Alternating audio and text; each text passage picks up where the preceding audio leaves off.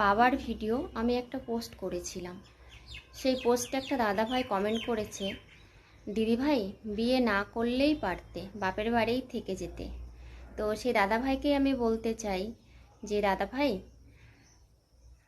মা বাবাকে ছেড়ে শ্বশুরবাড়ি আসতে হয়, এটাই মেয়েদের নিয়তি। আর তোমার মা বাবাও তোমাকে বিয়ে না দিয়েও রাখতে পারবে না, বিয়ে অবশ্যই দেবে।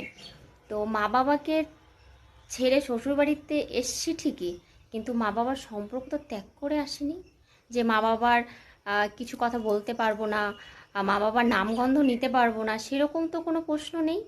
তো আমি একটা কথা বলতে চাই দাদাভাইকে, যে আমাকে এই কথা বলতে পারছে বাড়ির যে দিদিভাইটা আছে, মানে তোমার যে বউ আছে, তাকে তুমি না জানি কত বাপের বাড়ির কথা শোনাও, কত খোঁটা দাও। তো বলছি দাদাভাই, শ্বশুরবাড়ি থেকে তুমি মেয়ে নিয়ে আসো, শ্বশুরবাড়ি তুমি যে থাকো না, ঠিক আছে, তার মর্মটা কি বুঝবে যে বাবা মাকে ছেড়ে আসার কতটা কষ্ট।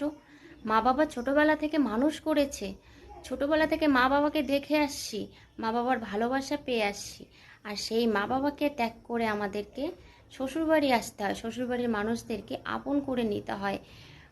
শ্বশুরবাড়ির প্রত্যেকটা মানুষেরই অনেক সময় মুখ ঝামটা শুনতে হয়, তাদের অনেক কথা শুনতে হয়, তবুও আমাদের সেগুলো মানিয়ে নিতে হয়, কারণ এটাই মেয়েদের নিয়ম।